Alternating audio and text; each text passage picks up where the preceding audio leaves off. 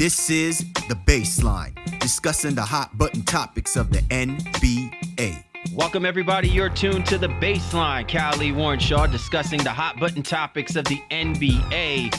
Man, we are just a few weeks away before we start talking about NBA playoff basketball. The competition has been just hellified, man. Teams are getting fierce. It's getting a little chippy. Even the fans want to jump in and start up a ruckus, man. But as always, we gonna roll like no other, giving you the butter goods, discussing the NBA topics. So let me go ahead and roll out the red carpet to my right-hand man, 50 grand. www.shawsports.net, Big Kahuna PNC. My brother from another mother, Mr. Warren Shaw, repping out of Fort Lauderdale, Florida.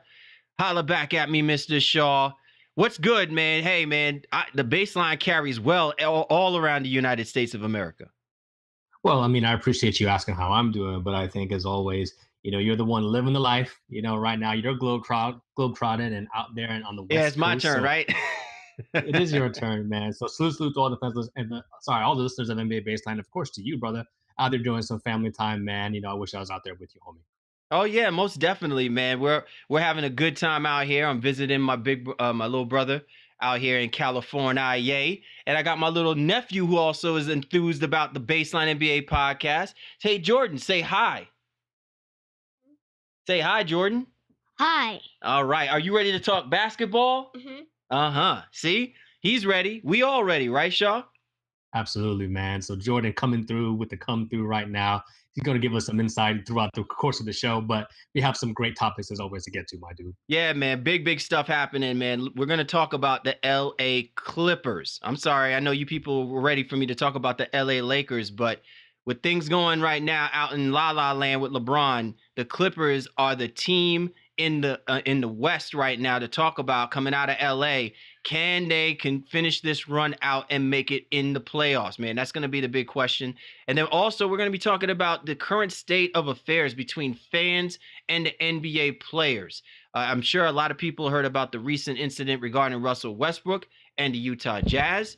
And so we want to make sure that everybody is aware of our perspective as well, too, with regards to that. So we got a lot of stuff happening as my man Jordan is uber excited about us being on board. And once again, we appreciate you and yours for tuning into the Baseline. Be sure to get my man Shaw at Shaw Sports NBA or get at me at GameFace Lee. And we always encourage you to get at the show's Twitter handle at NBA Baseline. You know where to find us on all the major platforms. So please download that platform, throw your headphones on, allow us to be your go-to resource discussing all things happening in the association. And you can also catch us exclusively on Dash Radio through the Nothing But Net Radio Network. Catch us Tuesday mornings, 9 a.m. Allow us to be your morning drive to get you live talking the NBA. You know how we do, you know how Jordan rolls, and you know how we roll. Let's get it started with the breakdown. Time to break it down. Time now for the breakdown. Lee Warrenshaw discussing the hot button topics of the NBA. And the topic for this week regarding the Los Angeles Clippers. And it's interesting, Shaw, because when we talk about the LA basketball area, the fixation and the allure, especially with the time that I've been out here in California, is still heavily cemented in Laker Nation.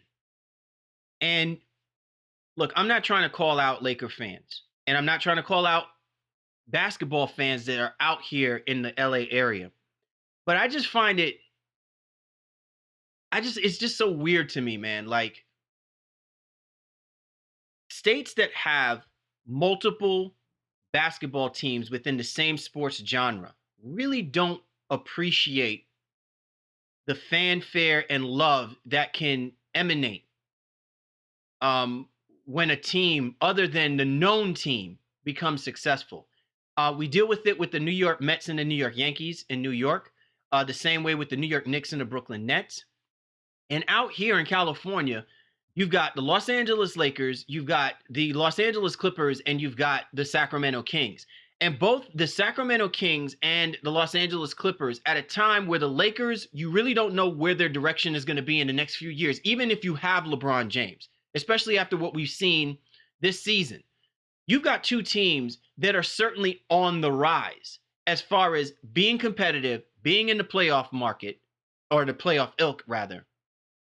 And you look at the Los Angeles Clippers, they are a legitimate, tough, heady basketball team that continues to get wins and continues to position themselves in the playoffs. And they're just not getting any kind of love, man. I mean, it's just remarkable that people are not appreciating that there's still LA teams that might have a chance to be in this year's playoffs. Well, it's funny you mentioned them, and obviously can't forget about Golden State in the California area as well Right, too. right, But right. I mean, I'm just saying, like, I didn't mean to say it to just completely, but you know what? That's another funny thing too. When people look at the Golden State Warriors, they don't even associate them like it's California. They see Oakland like it's its own area. You know what I mean? Like it's not technically a part of California, even though it legitimately is California. And the Golden State yeah, Warriors have been doing this for like the last what 5 years, 6 years now. So no, I can, in some ways I can see that as well too. I just feel like they've separated themselves from the rest of the league, so maybe they've even separated themselves, from the rest of the state of California in some ways as I mean, well yes, too. they've Alcatraz themselves away from the rest of the NBA. Yes. But when it's funny because you bring up an interesting point that if you would have looked at the season holistically ahead of time now and thought about okay what's going to happen now with these California teams. Let's go with LA, the two LAs and Sacramento specifically. Obviously, we knew Sacramento was going to. I mean, we obviously knew what Golden State was going to be like coming into the season. But if you would have said that the LeBron LA team would be behind the other LA team and the Sacramento Kings of all teams who been just putrid over the last few seasons, nobody saw that coming. Nobody. And while Sacramento's been a great surprise this season and was legitimately in the hunt for the playoffs for a good majority of the season, now they've fallen out, but they still have a good chance to finish with a 500 record. And it doesn't look like the Lakers are going to be able to do that. But here we are now talking about Doc Rivers and the Los Angeles Clippers. And a lot can be said about this. So the first thing I want to say, first and foremost, is Doc is doing another bang up job. This team is Coach of probably the year. looks like it's definitely Coach of definitely the getting in year. the playoffs, and he has to get consideration. I think we He's not going to mentioned him win it, last but year. he should. I completely agree with you. Yes, definitely. Yeah, he was close last year because they almost got in it, but now it looks like that they are going to get it. He has to get somewhere in the top five of that decision making. And again, we know the NBA is full of amazing coaches who do great jobs. Now, part of this it likens back to maybe kind of the old Doc River days, so to speak, where he does well with these kind of underachieving teams and seems to be the kind of the pedigree even in Boston right now. But with Brad Stevens, someone's like, all right, we'll give him a guys who aren't supposed to do something, and then he's going to actually give you his best coaching effort. But the greatest thing about the Clippers team, and I just have to get this out, and it's one of the main reasons we want to talk about them today, is that at the trade deadline or right before the trade deadline, we thought, looks like maybe they're going to rebuild.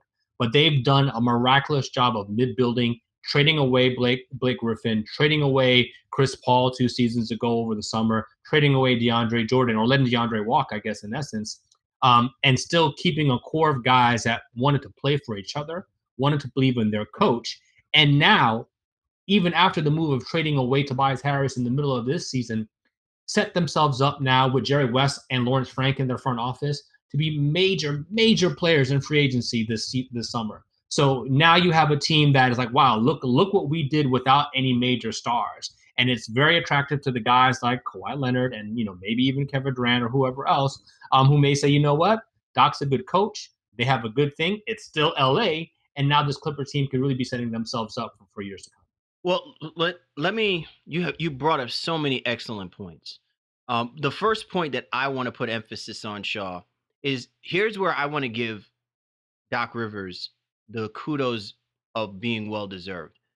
In a moment where we were talking about the coach slash GM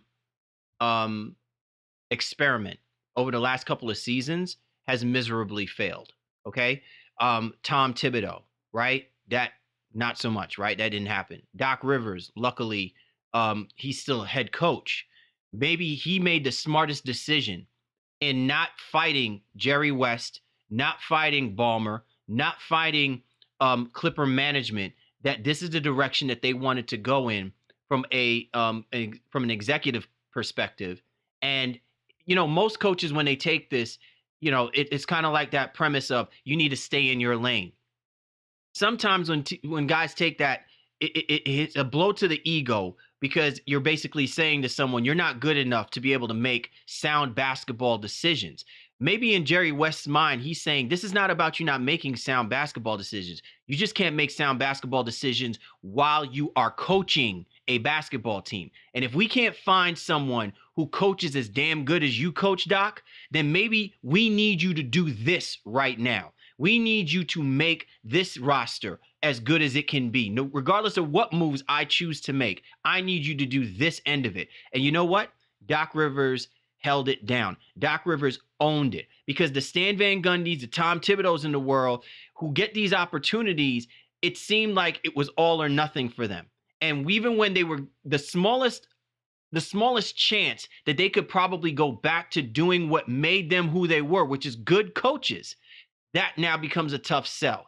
And I just want to applaud Doc Rivers on that premise because most head coaches don't do this well. They cannot transition themselves out of something that they didn't do well in. And unless things are on their terms, we go through this cycle of us saying the coulda, woulda, shouldas. Had he still been, doing this as a head coach, would he have still been a great head coach? And the fact that Doc Rivers has transitioned to that, I think is totally remarkable. And again, props to Jerry West because most of them have an itchy trigger finger. They could have just pulled the plug on Doc Rivers, but I think they recognize you just don't give away a Doc Rivers. They don't come like they used to when it comes to the coaching acumen, and to have that still and doing what he's doing right now, this is going to further add incentive for those who do want to come and play in Clipperland.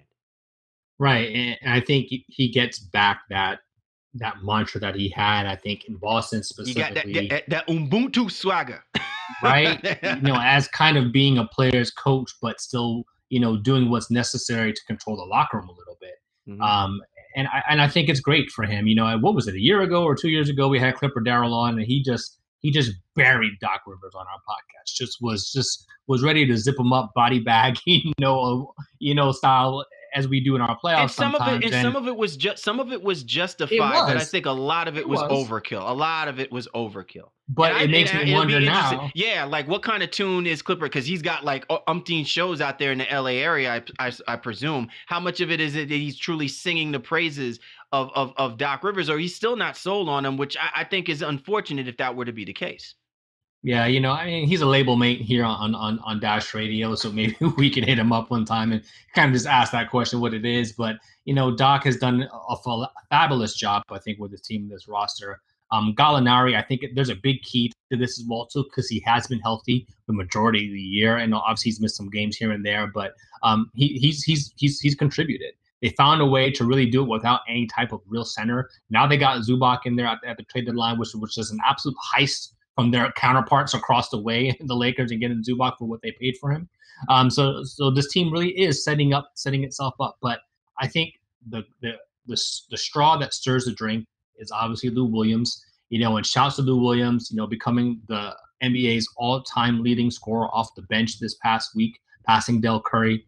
And Lou Williams just doesn't care, bro. He's like, hey, I'll play this role and I'm fine with it. Technically now the team's leading scorer with Tobias Harris now in Philadelphia, obviously, scores more points per game, but just by a point per game actually over Gallinari, who does play starters minutes as well too. But Lou Williams, he's scared of the teams when they know he's coming in.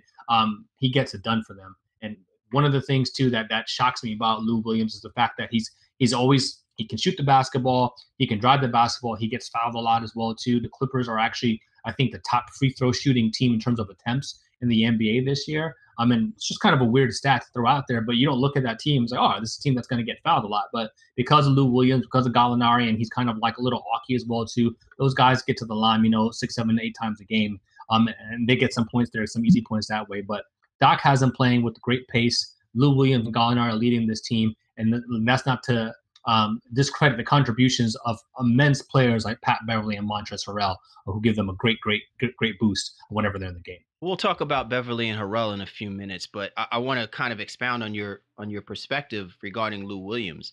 He is an analytics dream. Like when California struck the gold rush, Lou Williams was like the Clipper gold rush, right? Like absolutely. For analytics purposes, you look at what Lou Williams does in 28, maybe 30 minutes of play is what you pray to get from some of the superstars who don't get in foul trouble, from superstars who need almost all 4 quarters to find their rhythm or their groove, who need 4 quarters, because maybe they expend more energy playing defense rather than being as offensively efficient as Lou Williams is just one of those guys. He's not, the most heady two-way player or anything like that. But Lou Williams just knows his game. And I think one thing that's interesting for me to ask you, Shaw, is has Lou Williams surpassed Jamal Crawford in the way that we look at how the sixth man comes out and plays, right? Like we were so much on Jamal Crawford, Eric Gordon. We don't talk enough about Lou Williams. And if you really look at this dynamic, Lou Williams, to me, is the best version of what J.R. Smith could ever be. And he's been doing this now for years. This isn't a fluke. Ever since he suffered, those ghastly ACL, MCL injuries, where a lot of people even said that his career was probably at an end, and he comes back and is just been killing it since coming from those injuries. I look at Lou Williams, man. I think that he has totally transformed how the game gets played from an offensively efficient perspective. And that says a lot. If you're going to make an argument about Hall of Fame, this to me is what it is, because he is the kind of guy that analytics love to follow and track when you compare him to what other superstar athletes who need full 4 quarters and possessions in order to do what he's doing right now. Well, I think by virtue of just what the numbers state, Lou Williams, he surpassed Jamal Crawford. And I think they both have this likability factor about them. That hey, they'll be playing basketball till they're 75 years old, even if it's in a YMCA gym type of situation. They both have that about them, that quality, that endearing quality, and that willingness to accept a role, come off a bench, and still come out here and produce. I feel like, and I don't have the numbers exactly in front of me, but I feel like Williams traditionally has been more efficient over the course of his career. I think Crawford has been more explosive and has had opportunities, I think, maybe on bigger stages at times as well too than the Williams, and that has kind of maybe given the notoriety to Jamal in some ways too. And that's not to take anything away from him, because Jamal has been great, and a lot of people say, hey, the Sixth Man of the Year award should be named after him. But in this totality, Lou Williams is the man right now, and doesn't seem like there's any sign of him slowing down. So he is now the all-time leader and is only 32 years old, so still has at least 2-3 more years left. And another great thing, as we talk about this Clippers team and what they've done with the front office, remember last year they were talking about trading him as well too, and all these teams were interested because they knew what an asset he was. And somehow, some way, they got him to resign for this super cap-friendly deal that they have him now for another couple seasons, which is crazy. This guy's giving you 20 points per game and is getting paid next to nothing coming off this bench. So I think he is going to continue to build on his legacy as an all-time guy coming off the bench, all-time sixth man. And in my opinion, he has passed Jamal Crawford. But it's not a slight. It's not a knock at Jamal in any way, shape, or form. Lou Williams just, again, has all the numbers and the years to come that are going to kind of support that claim. You're tuned to The Baseline. Cal Lee, Warren Shaw, discussing the hot button topics of the NBA. Our subject of the breakdown, the Los Angeles Clippers fading the rest of the Pacific Division practically, and most of the other LA teams as they try to position themselves to get into the playoffs. So listen, minus the Golden State Warriors, Shaw, you look at this Clippers team, and with about 12 games still remaining, it's almost a foregone conclusion that this team is going to wind up capturing that 8th spot. But there is a lot of room, right? There's about 3 games that separate them from as far as the 8th seed as the 3 seed in the Western Conference, which again speaks volumes about what Doc Rivers has been getting out of his ball club. Really, the Sacramento Kings, their chances are slowly but surely fading. I mean, ultimately, it's going to take like severe losing streaks before we see any a hope for the Kings to make it. But when you look at the Los Angeles Clippers, and you look at who's ahead of them right now, they are not that far off from competing with a team like the San Antonio Spurs, competing with a team like the Portland Trail Blazers, They can probably stay in it with the Utah Jazz, although I think the Jazz are better equipped in a 7-game series. The Houston Rockets will probably be a far better team, but I think a team like the Clippers can give that team fits. Not everybody 3 down through 8 is a solid lock. And if these teams don't be careful, the Clippers can sneak up and knock, and shove a couple teams down in the most unfortunate circumstance of possibly playing the Golden State Warriors in the first round, which I'm sure none of these teams want. Yeah, I think if the Clippers somehow, especially with OKC's slide recently, and if the Clippers do finish, 6, um, I guess 5 is, kind of out of the question. But like you said, if they get to 5, they can potentially get to 4 because there's just not that many games separating these teams in general. Um, I don't feel like this is a team anybody is excited to see. I don't think Golden State was all excited to see them, but obviously we know that they've had a long history of kind of dominance over the Clippers, especially in the Lob City days, so to speak. So sans Golden State, I feel like every other team matching up with the Clippers is going to be like, oh crap. You know what I mean? We have a This true is just problem not an on our ideal hands. first round matchup. Listen, they will be happy if the Warriors deal with the Clippers. But if you're the Denver Nuggets, if you're the Houston Rockets, if you're the Portland Trailblazers, if you're the Oklahoma City Thunder, Spurs, or the Jazz, right now, you don't want that smoke from the Los Angeles Clippers. You just don't, right? And I've often said that it's not even just about the players, because me, I'm always about the coaches. But who wants to deal with the Doc Rivers led basketball team in the first round of any matchup?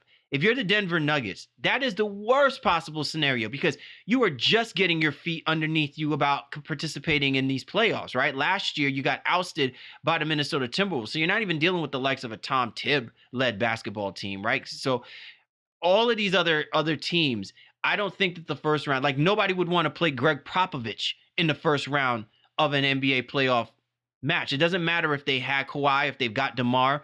You just don't want to deal with a team led by Popovich. And I just don't think that any team wants to deal with a first round matchup with a Doc Rivers led basketball team. It's not in their best health for a run to the finals. Right, and the Clippers play with a decent pace.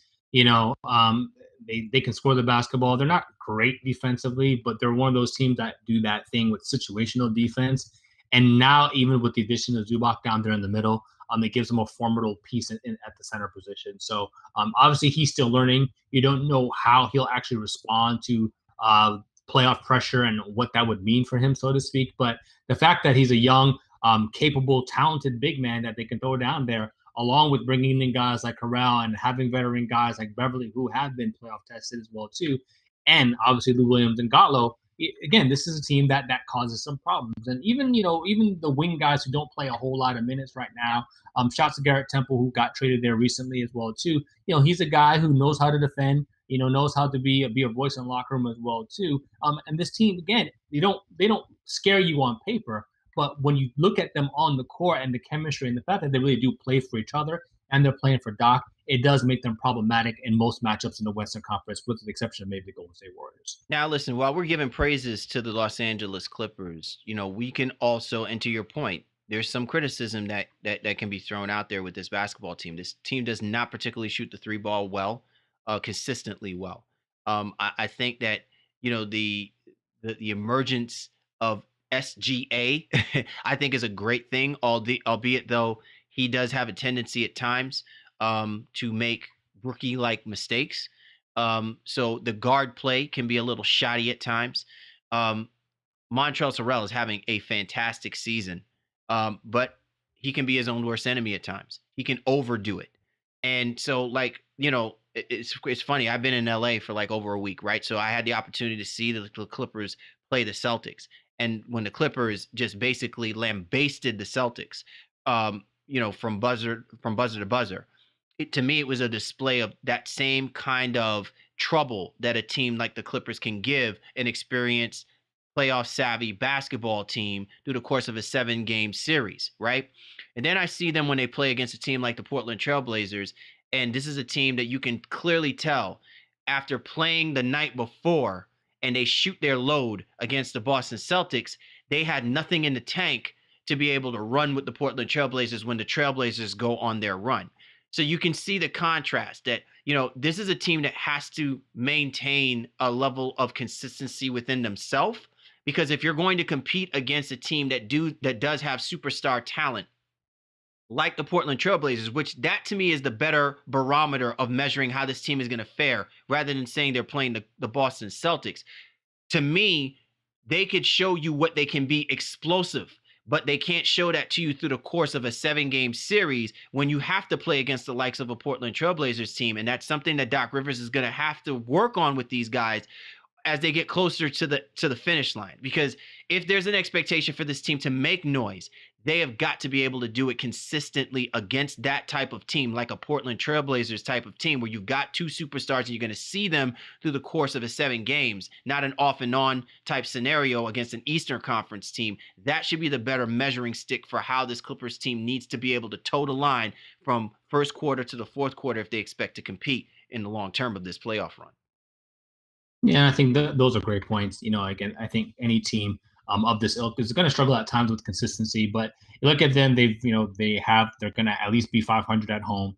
They have a very good chance to be above 500 on the road as well, too, or at 500 roughly. And I think this is a sign of a team that is putting it together because they do have some youthful parts in there. And I think even the addition of, I think, Landry Shamet from Philadelphia as well too, it seemed just like, oh, it's just whatever. It's a player being moved. It was kind of just icing on the cake. But they've instituted him, and he's become a key piece for them, especially spacing the floor for them in general. So they have some things they do need to figure out.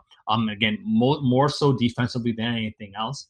But again, like I said, you look at this team in its totality, what they've been able to do, and how they set themselves up for the future. I'm really excited about the Clippers, and again, I do hope Doc gets all the consideration he deserves, and again, he's earned. But more importantly, guys like Lou Will and Gallinari, for them now to go out there and potentially have some playoff success as the leaders of a team, because I don't think we've really seen them in this position before. Where they're going to be the guys who are truly counted on to produce and to really kind of get it done. So I'm interested to see how all of this kind of takes fold as the Clippers enter the NBA playoffs. I know I said we were going to come back to Patrick Beverly and Harrell and the rest of the cast, and I guess I want to tie it in before we finalize this segment regarding the Clippers. When you look at a guy like Patrick Beverly, who's been playoff tested, right? He's played with the Rockets, helped that basketball team make deep runs, and you look at his headiness, his grit. Can playoff Beverly really help this team become a better defensive playoff-oriented basketball team for this kind of stretch run, given the rest of the teams that are in the field? Because you make an excellent point. The argument can be made that if the playoffs were to start today, the Los Angeles Clippers would be the worst defensive basketball team participating in the Western Conference playoff picture, right? So my question would be, having a guy like Patrick Beverly, where it starts at the top, starts at who you're stopping at point guard. Can Patrick Beverly, playoff Beverly, help this basketball team become better defensively? Or is it really going to come down to Doc Rivers and how he schemes this team to hold on, for whatever they try to do in order to make that run? Well, I think that's a great question, and I'll answer it with it depends, and it depends on their matchup. Because in a matchup against Denver, they don't run their offense traditionally through a point guard.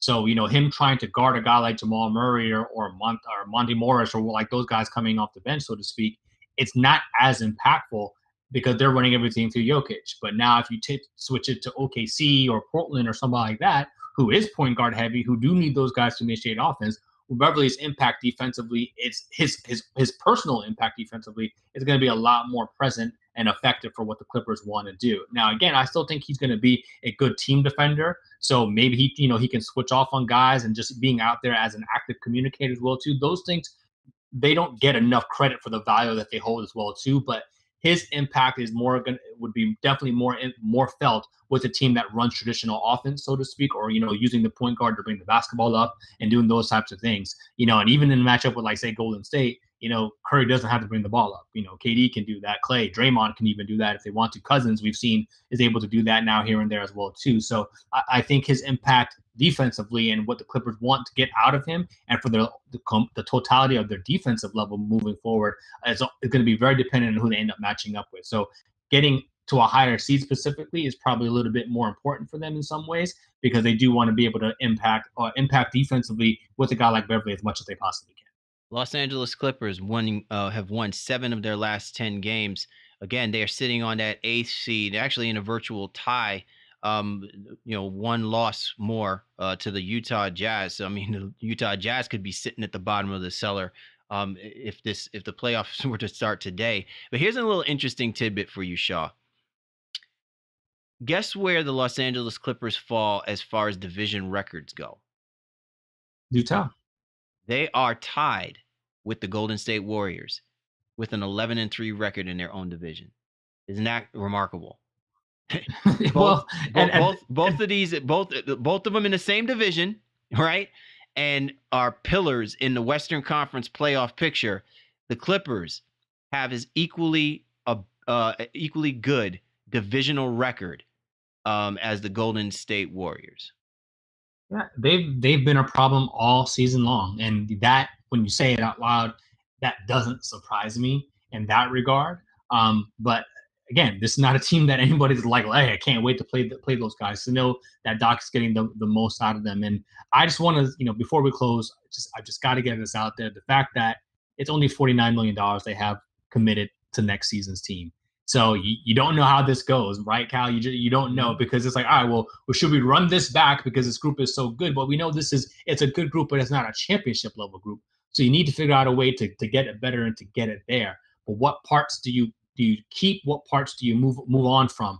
Guys like Wilson Chandler, Garrett Temple, Pat Beverly himself, Mamute, who's injured and probably not coming back the rest of the season, even Zubac, who they got from the Lakers. All those guys are expiring deals. So while it allows them the flexibility to chase 2 big name free agents, how do they fill out the rest of this roster? So I'm very interested to see what ends up happening. I can't wait to do their autopsy report, once the playoffs concludes for them, at whatever point that actually Don't kill them dead just yet, man. Don't. Not, but it gets me excited to think about what they can do, and I think what they may be after the playoffs. How much of a future does Beverly have with this team at 30 years old? Moving forward, do they decide to keep him? Do they keep a guy like Garrett Temple? Whatever the case may be. Do they figure, hey, you know what, Zubac, we got you on a steal, but while it's only a 1-year deal. So do they feel like, all right, well, you can get on now as well too, or do they feel like, hey, you know what, you're going to be our center for the future as well too? So that's what I'm interested to see, because I think we're going to get some much clearer answers after the playoffs are concluded. Well, this will definitely not be the only time that we talk about the Los Angeles Clippers. I mean, there will be conversation for them if everything bodes well for them to continue on into the playoffs, and regardless of where they fall out, if they do fall out, who knows? This could be a Clippers Cinderella story for these guys should they try to make a run. But they are definitely going to be one of the must talked about teams, not just from our autopsy report, but especially when we talk about summer league time, Shaw. So, they are set up to have a lot of their names are going to be in the mix heavy, right? Especially if you've got Jerry West, Doc Rivers, and those guys still in the mix. They're going to be the type of team that can make noise, and they have the flexibility to make noise. Oftentimes we talk about the Clippers. We're always talking about them, with bad contracts. They're hampered. They can't make any moves. There's very little flexibility with these guys. And also being the sister team to the Los Angeles Lakers, you're just expecting them to have another bad season, after they have a good season, or they disappoint. But I think things are on the up and up for this team, and they are certainly going to be in the throes of the conversation as we continue to move forward. You're tuned to The Baseline. Cal Lee, Warren Shaw, discussing the hot button topics of the NBA. And this was The Breakdown. Time now for The Drop. Cal Lee, Warren Shaw of The Baseline NBA podcast. And our topic for The Drop, what is the state of play between the fans, the NBA players, and the NBA in itself? Have we gone too far as fans of the game, of the sport, in the way that we treat opposing players in respective arenas? I'm sure people have seen the latest scenario or outplay that has taken place with Russell Westbrook and the Utah fans. Clearly, there is no love lost there. I think that in many respects, if you actually sat down and had a mic, tucked away, Russell Westbrook would not have kind words to say about Utah Jazz fans. And listen, there's nothing wrong with saying that. You know, it's funny, like, Shaw, when I think of all of the classic NBA coverages, of the yester teams, once you get them at the present state, they will say the politically correct thing. But some 10, 15 years later, you sit them down on open court or whatever the case may be, they're going to say what they really wanted to say about the fans that they had to deal with in the arenas that they've had to play. And I've respected them for that, because clearly they understand that the NBA is a business. It's also a brand, and they themselves are trying to maintain a brand and to be able to profit off of that. And you can't profit off of being, the not so nice guy. Nowadays, especially when you got the kind of president we got, you can get away with being the bad guy and still get paid. You can be the Kevin Durant and still get paid, right? And you can equally be the Steph Curry and still get paid. But when I think about what happened with Russell Westbrook, I think it brings up a larger topic of conversation. When do the fans cross the line? And when does the NBA acknowledge that fans are crossing the line in the way that they engage with the players, especially in the arenas during a game or during a situation where other people have to be exposed to that kind of sensitivity that takes place? Well, I think this what happened this week with Westbrook specifically is indicative of a bigger issue. And we talk about what players say to each other. We talk about what the fans say to the players, and in no other sport do you have this level of access to the players. Baseball, yeah, the fans players are within earshot. They can hear you, so to speak. And maybe all the sports you could say that they're within earshot, but in no other sport you have the ability where these guys are gonna, like, you can touch them.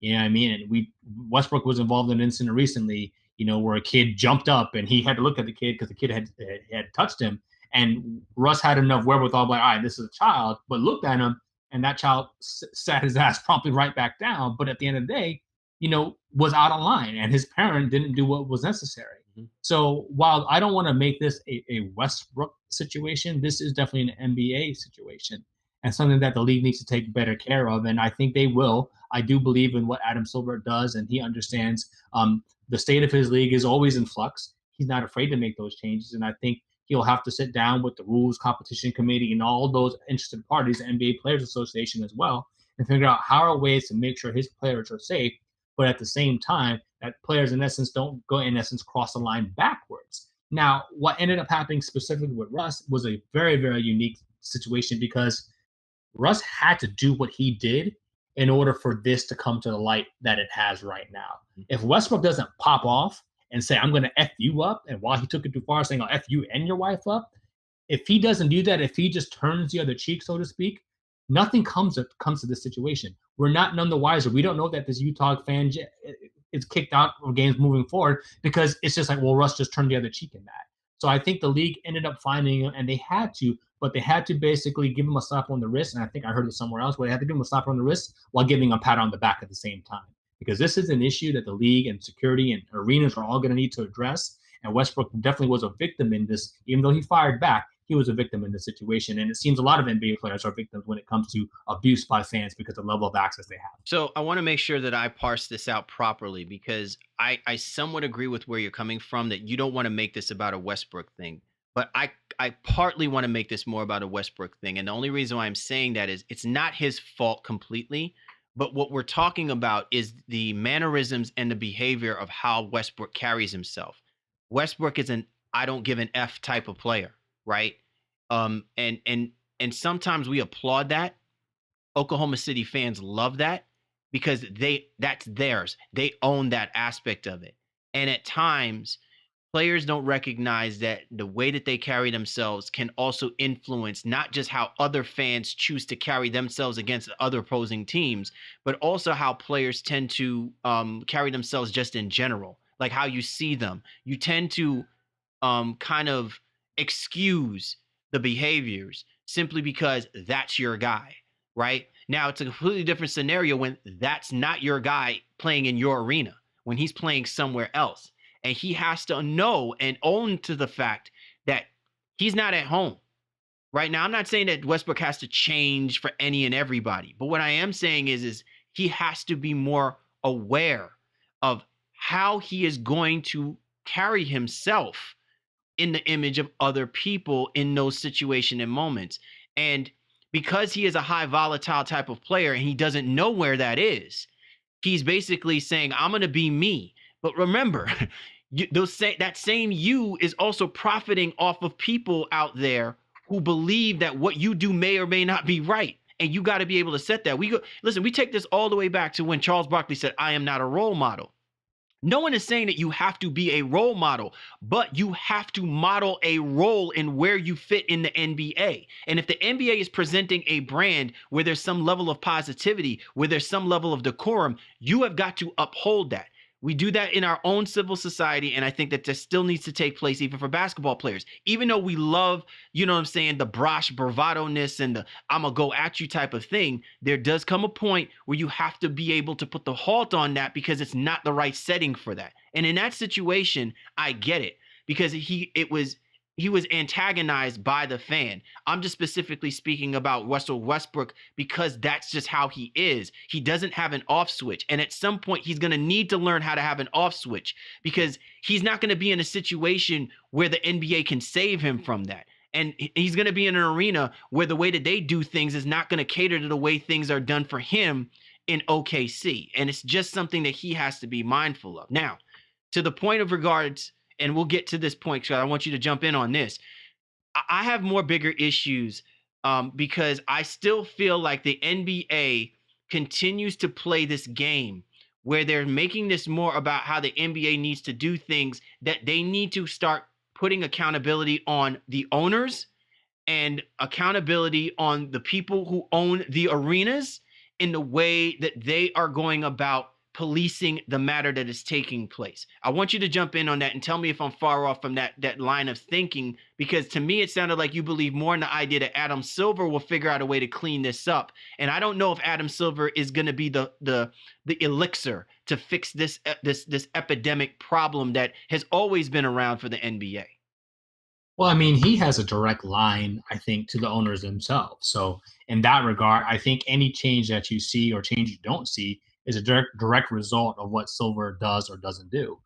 So I agree where it's a league issue and the owners are a part of the league in that respect. So I think they need to then now institute rules for their arenas, and so something that should become kind of a league-wide policy, because I think the biggest egregious part of all this was that, you know, the security guard, usher, whatever, was right there.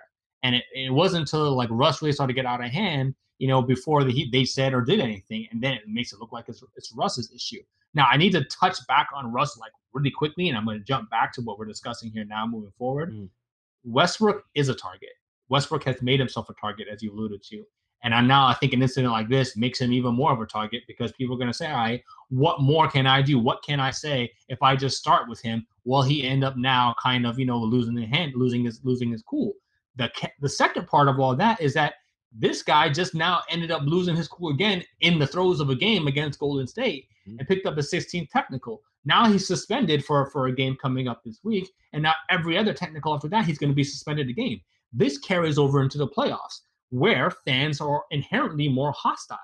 So if Westbrook doesn't get a control of himself, well, he's going to be missing games and costing his team games and wins, and a potential shot at, you know, going to the Western Conference Finals or whatever the case may be. Right. It's all a vicious cycle that, because of his mantra and kind of mentality, and I don't want to knock it because, again, he wants to be who he is, who it's he what drives him. his It's what drives him to be the great player that he is. Yes.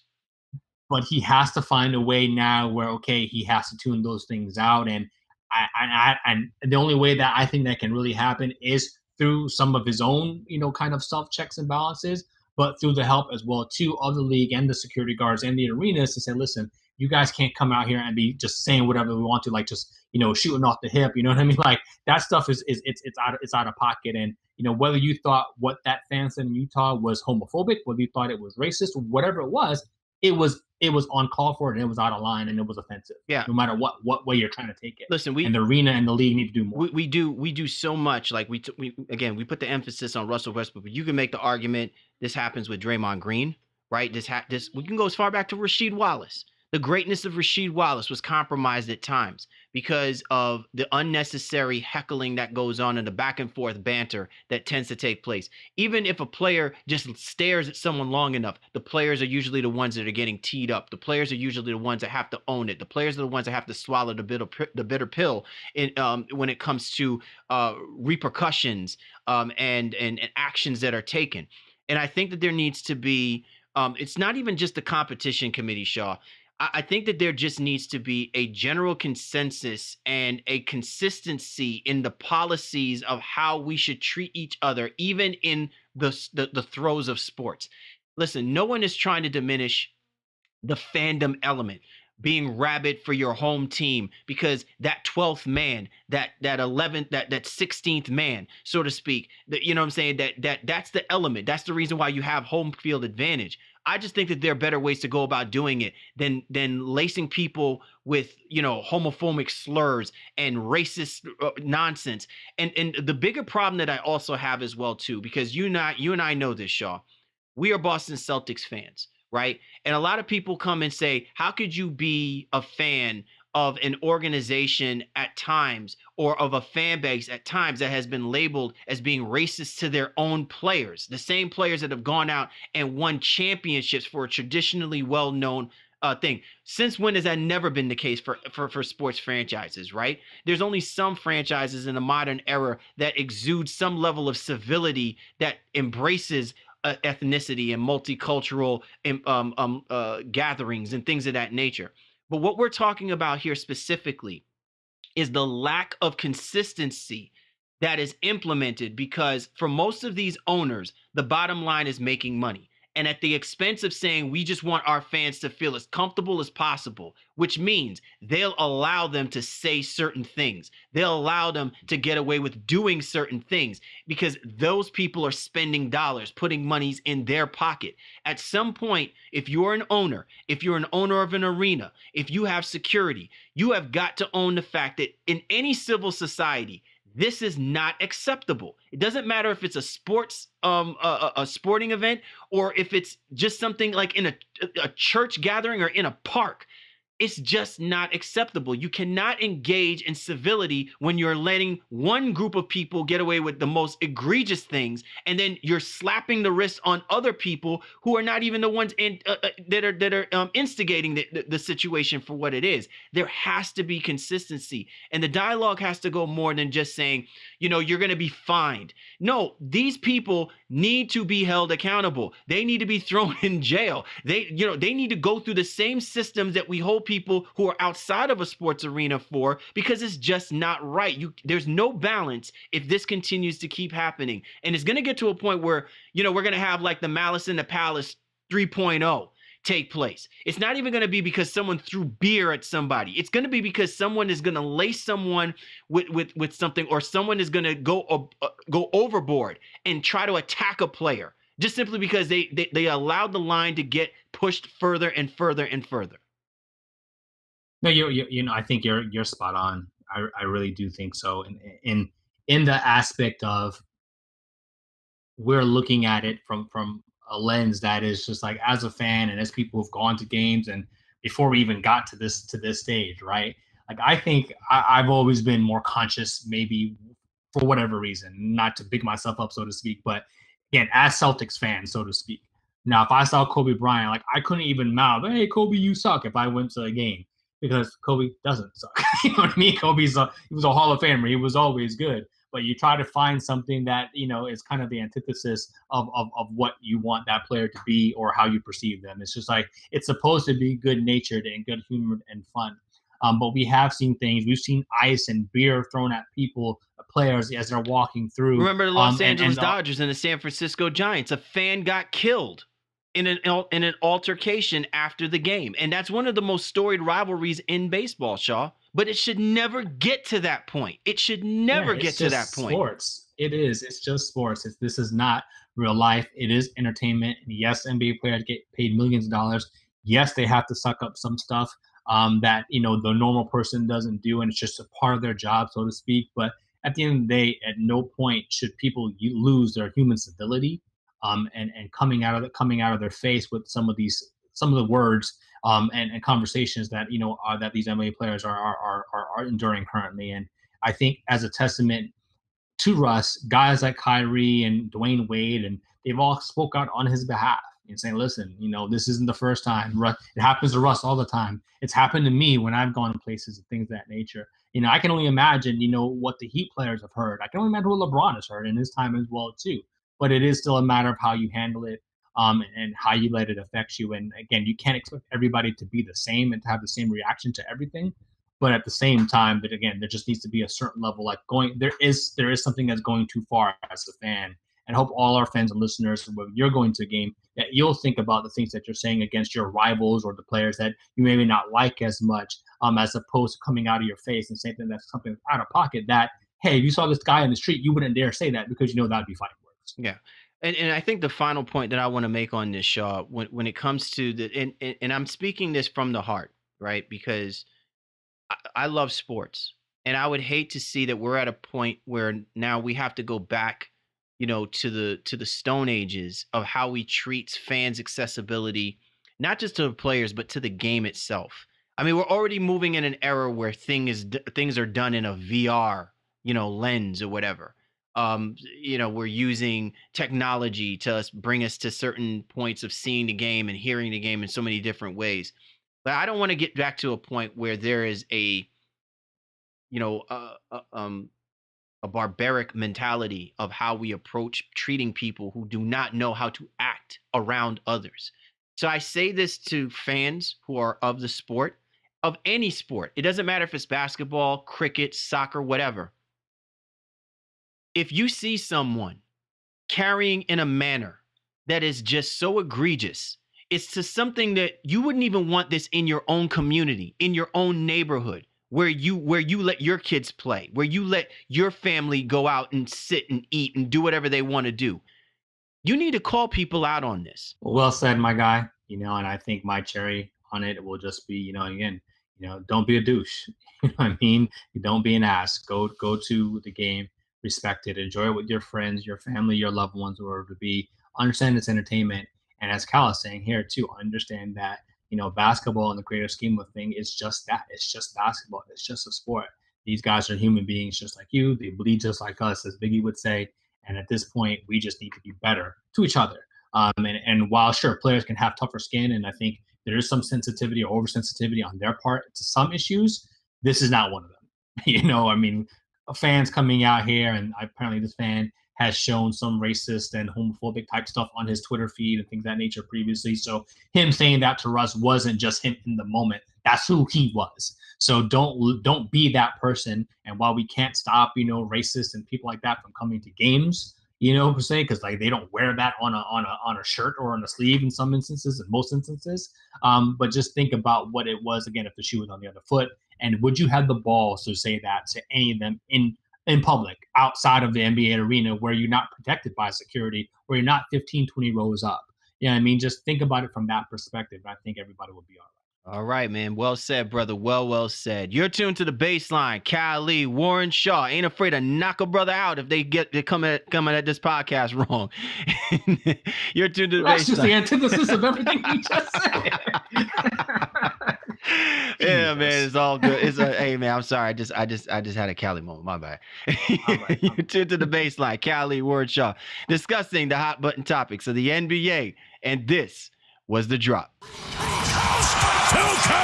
Coast to coast. Time to go coast to coast, discussing the news in the association. You ready to rock and roll, Mr. Shaw? Absolutely, man. Let's ride. What's the first rule of Fight Club? All right. Hey, out in Milwaukee, speaking of fighting, Malcolm Brogdon, he is out for 6 to 8 weeks. The Milwaukee Bucks fighting to maintain that top spot in the Eastern Conference playoff picture. Big blow, losing their starting two guard. Yeah, man. Brogdon was having a great season, again, as the Bucks in general having a great season. So he's going to miss the rest of the regular season for sure. And potentially all of the first round, if not at least a good portion of the first round. Hopefully Milwaukee is good enough to not need him, as the sum of their parts should be good enough, but they'll definitely need him for a deep playoff run as they hope to make. Oh man, George Hill is definitely a big pickup now because of what's happened to and Mirotic and Mirotic especially. All right, out in Portland, speaking of losing a dude during a critical stretch, Portland Trailblazers are gonna be without CJ McCollum for a week, Shaw. Listen, the Portland Trailblazers are one of those teams we were just talking about, man. They could easily be that 3-4 seed, or they could easily be the 8th seed when this is all said and done. Yeah, so losing CJ for 2-3 games isn't exactly exciting because the West is extremely tight and they don't have a really suitable backup. While Portland's having a great season in general, and Terry Stotts doing another fabulous job, CJ is a big part of what they do. So hopefully they're able to maintain because it's going to be a crucial stretch without CJ in the lineup. All right, out in Utah, Dante Exum, they're saying that he's going to be out indefinitely. And listen, all things considered, you can see Quinn Snyder had a lot of confidence in Exum. His minutes have gone up. You can make the argument that this has pretty much been like a career year for him. And this is going to be critical because, the Utah Jazz are a type of team that relies on their depth, and he's a big part of that depth. Yeah, well, I mean, it feels like we're just talking about, guard on playoff teams. So Exum brings some defense to that second unit, specifically some playmaking as well. So to not have him out there now for an indefinite amount of time, Utah just kind of has to, mend and figure out what they're going to do best. Raul Neto, he's going to have to play some big minutes, but obviously Donovan Mitchell will handle some more of the point guard duties as well too. Hopefully Rubio can stay healthy. But it'll be a team effort trying to pick up the minutes of Exum while he's out for this indefinite amount of time. All right. Out in Orlando, Michael Carter Williams. When was the last time we mentioned MCW? What, back in 2013? Oh, man, he got a deal this year. Oh, my God, man. He got a 10-day contract. Listen, he had an NBA contract back in 2013. Matter of fact, he was the Rookie of the Year. I mean, I can't believe how far removed this dude is to the NBA that now he's only getting a 10-day contract. And we were supposed to be talking about how this kid was supposed to be the future of the 6'5" and above type point guards that are supposed to be running the NBA right now. What's going on? Yeah. I mean, he's a very interesting case, and I think he's probably got a great story that would be an amazing 30 for 30, or someone to write a book at some point. Because here you are again, Rookie of the Year. Kind of came out of nowhere, out of Syracuse, right? Yep. And just played great basketball in that first year with Philadelphia, and then they just weren't sold immediately. Sam Hinkie and those guys were like, you know what, not so much. What we should do is a 30 for 30. We need to do a 30 for 30 of the number of players Sam Hinkie's careers he's probably ruined with this whole thing of the process. I mean, how many players have gone through the Sam Hinkie system that we're now talking about are on 10-day contracts, G leagues, re-pickups, playing international ball, got to come back here. I'm not saying that these guys, may or may not still be NBA players, but it certainly did not help them going through the Sam Hinkie system if this is what we've been talking about now. All right, and finally, Shaw, we can't. I guess our show should have been more about fighting them's fighting words, but clearly we got to end this off on the whole nonsense that happened with Serge Ibaka and Marquise Chris when the Raptors played the Cavaliers. And listen, when are people gonna learn, man? You do not stare down Serge Ibaka, because Serge Ibaka is not the kind of dude to mess around and throw up fake fisticuffs and just fake shove you. He is trying to choke slam you like the Undertaker if he has the opportunity. And so Serge has no chill, like none at all. And again, he just comes up and just chokes you. Like it's just. And listen, Yeah. We're not supposed to be encouraging this kind of violence or nothing, but I do find it kind of hilarious because people keep sleeping on the fact that Serge gonna come up, he's gonna choke someone out if you continue to keep antagonizing this dude. He's not about that. And I don't know what Chris said exactly. I don't know if anyone's fully gotten that story 100% correct as of yet, but either way, whatever it was, it sent Serge off. He got a suspension. Was it 3 games he got for that? So, hopefully he can cool off and not let players on the court, because we already got so many things to deal with fans, and in the stands as well too. Don't let these other players get to you guys. You guys kind of have to remain in that brotherhood. That is the NBA Players Association and the NBA in general. So sad to see that, because it was an interesting night. It was the same night Russ had his incident, with the fan in Utah as well too. So it was a wild, wild night in the NBA this past week, bro. Serge Ibaka looking at Marquise Chris like Marquez Houston, boy. He's like, he's trying to take someone's R&B, boy. I'll tell you that right now, man. That's how Serge rolls, man. He don't play. Look, man, awesome show that we've had this week, man. Some great quality content. Again, Clippers on the rise. Absolutely. I think we are great people as a society collectively, and we just need to be able to show that on and off the floor at all times. So that's to our fans, to our listeners, to the players themselves. But as always, man, a great show that we've had. Most definitely. So once again, we appreciate each and every single one of you for hopping on board with us this week. For the Baseline, Cal Lee, Warren Shaw, you know we love you guys. We'll catch up with you next time.